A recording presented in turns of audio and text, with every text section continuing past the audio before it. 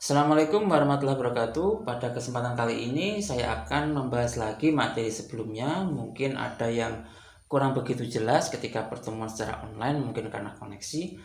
Mata kuliah kita akan membahas bahasa pemrograman Go. Bahasa ini diciptakan oleh Google. Ya, Go ini diciptakan oleh Google dan merupakan pengembangan dari bahasa C atau bahasa C ya. Jadi bahasa C yang dikembangkan ditambahkan fitur baru, lahirlah dia bahasa Go. Ini adalah kelebihan-kelebihan Go, mungkin tidak terlalu saya bahas. Kita banyak ke prakteknya. Jadi intinya Go ini performanya baik, gampang ditulis katanya, dia perintahnya itu minimalis dan lain-lain. Penggunaan memorinya itu sangat efisien. Kemudian ini adalah contoh-contoh perusahaan yang dia menggunakan bahasa pemrograman Go untuk membangun produk mereka. Nah, ini dia perbandingan Go dibanding bahasa pemrograman lain. Ketika mengerjakan 300 permintaan atau request selama 2000 kali, kita lihat di sini Go membutuhkan waktu yang paling sedikit dibandingkan Node, dibandingkan Java, dan dibandingkan bahasa pemrograman PHP. Jadi Go ini yang paling cepat. Dia hanya membutuhkan waktu 0,224 detik.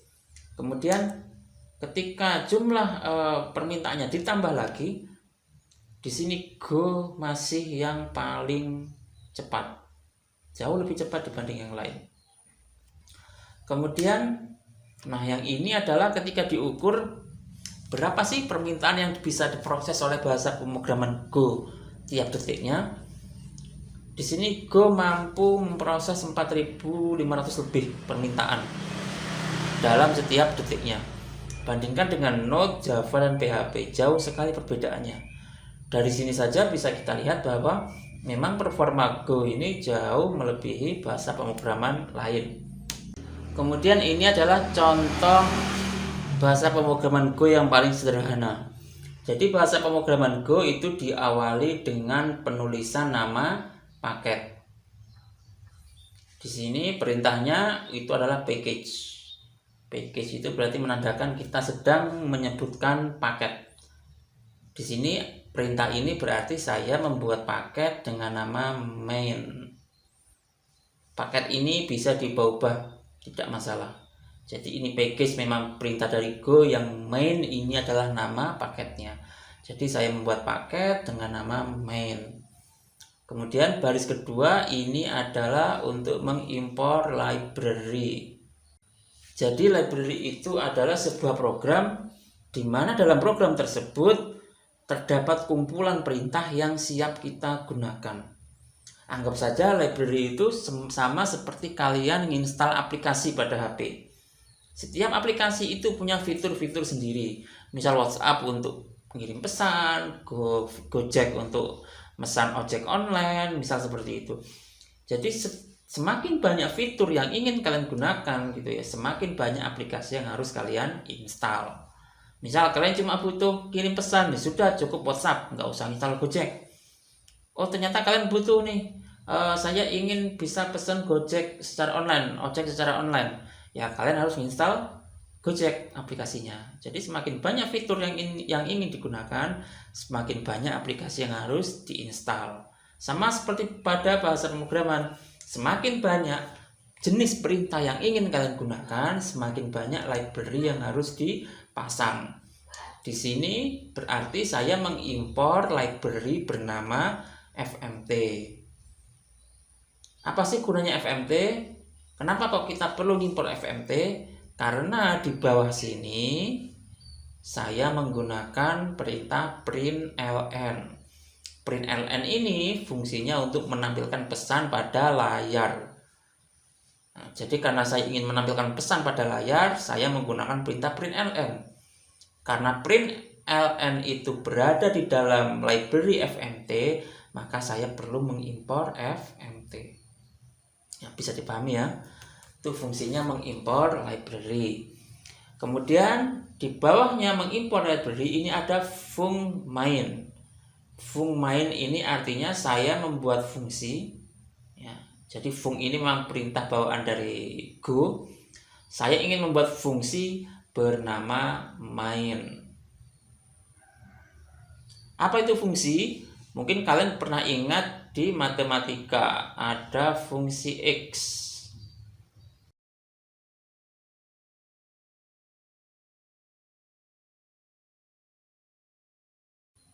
Sama dengan X kuadrat. Ya, sama seperti pada matematika.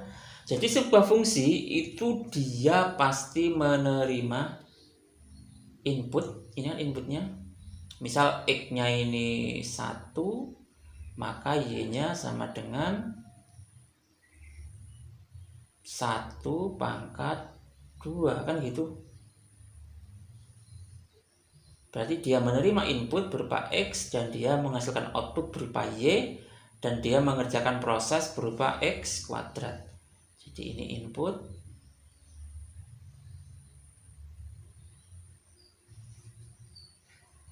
ini adalah proses,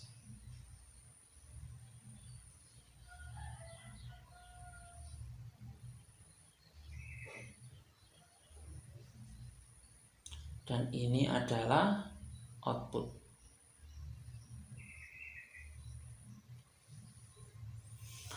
Sama pada fungsi pada komputer. Fungsi pada komputer itu dia menerima input, dia menjalankan proses, dan dia menghasilkan output. Di sini fungsi main itu juga sama. Dia fungsinya namanya main, dia menerima input, inputnya itu ditaruh di sini, di dalam tanda kurung. Karena kosong berarti dia tidak menerima input. Jadi dia inputnya kosong, dia menjalankan perintah. Di mana perintahnya? Dia menjalankan proses. Di mana prosesnya? Prosesnya itu ada di antara dua tanda kurung kurawal ini.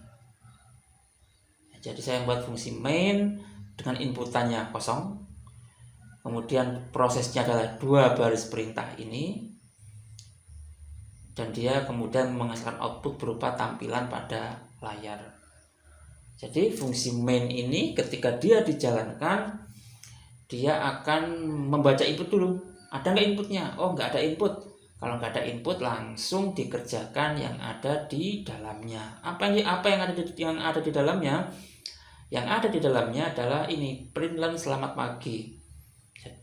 Println ini kita ingat tadi untuk menampilkan tulisan pada layar. Berarti nanti pada layar akan tampil tulisan selamat pagi. Selanjutnya, setelah selesai perintah pada baris 6, dia akan lanjut ke perintah baris 7. Tetap jaga kesehatan.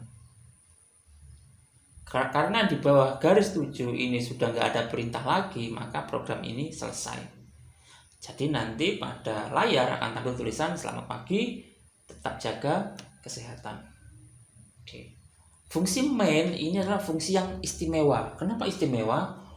Fungsi main, fungsi yang namanya main, itu akan dijalankan pertama kali ketika kalian menjalankan program ini. Jadi ketika program ini sudah selesai dibuat, sudah berupa program jadi, Anda klik double pada program tersebut, yang pertama kali dijalankan adalah perintah yang ada pada fungsi main. Selamat pagi, tetap jaga kesehatan. Karena pada sebuah program bisa jadi terdapat lebih dari satu fungsi. Ya. Terdapat lebih dari satu perintah fung ini. Tapi pada contoh yang sederhana ini kita hanya menggunakan satu fungsi. Oke. Kemudian terus bagaimana cara mencoba program ini? Bahasa pemrograman Go itu menyediakan dua cara. Jika kalian ingin belajar bahasa pemrograman Go, kalian bisa secara online melalui play.golang.org atau bisa juga secara offline dengan mendownload programnya. Kali ini saya contohkan yang online. Jadi yang nggak punya laptop bisa nyoba secara online. Kalian masuk ke play.golang.org, kemudian silakan ketikkan perintah yang ingin dijalankan. Misal di sini saya membuat nama package dulu, main. Kemudian saya import. Tadi kan import. Sini saya masukkan library yang mau saya import, fmt. Kemudian saya tuliskan nama fungsinya, fungsi main tanpa input. Kemudian saya tuliskan perintah untuk menampilkan pesan pada layar, println selamat pagi. Kemudian di sini saya jalankan.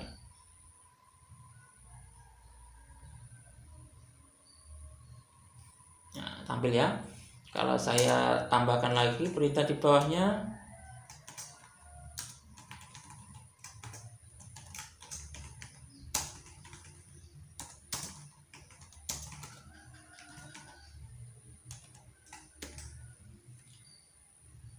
kita jalankan lagi.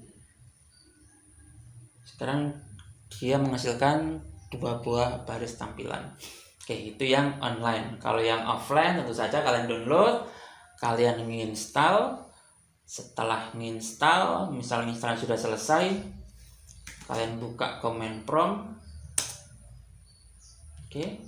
Di sini saya berada pada C user Lukman.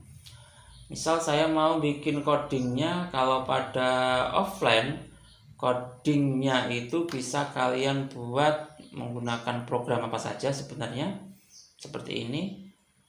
Misal saya membuat dengan Notepad++. Terserah sih ya sebenarnya mau pakai apa. Saya di sini new. Kemudian di sini saya tuliskan codingnya.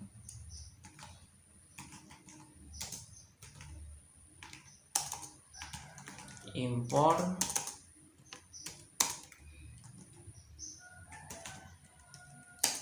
jadi ini sebenarnya tidak membutuhkan software khusus ya, selagi dia bisa untuk ngedit tulisan, mau Notepad, WordPad bisa sebenarnya. Di sini saya pakai Notepad++. Kemudian fungsi main,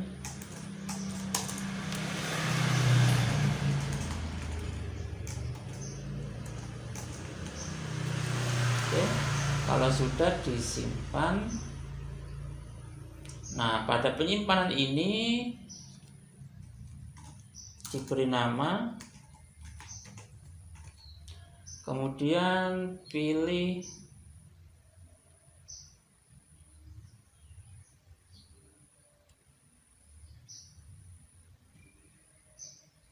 sini saja, ditambahkan belakangnya itu .go ya, percobaan .go. Kalau sudah, dicek dulu apakah sudah ada. Di sini sudah ada pada my dokumen. Kemudian di sini saya berada pada command prompt ya. Cara masuk ke command prompt itu adalah cmd enter. Nah, di sini kalian harus mengubah posisi direktori aktif ya. Di sini saya kan berada di C user Lukman. C user Lukman. Nah, sekarang saya itu aktifnya berada di sini. Ya. Saya mau ke my dokumen. Di sini kan? Nah, kita lihat di sini alamatnya adalah C user Lukman dokumen. Sedangkan saya adanya di C user Lukman. Berarti kan saya perlu masuk ke dokumen ini kan? Nah, karena itu untuk masuk ke folder lain, perintahnya adalah cd dokumen. Oke, sekarang saya sudah berada di C user Lukman dokumen, sama persis. Nah, di sini saya kenapa kok saya perlu ke sini? Karena file Go saya, coding yang mau saya jalankan itu letaknya di C user Lukman dokumen. Jadi saya harus mengubah posisi aktifnya ini di C user Lukman dokumen. Baru kemudian saya jalankan perintahnya go run, kemudian tuliskan nama file yang mau dijalankan.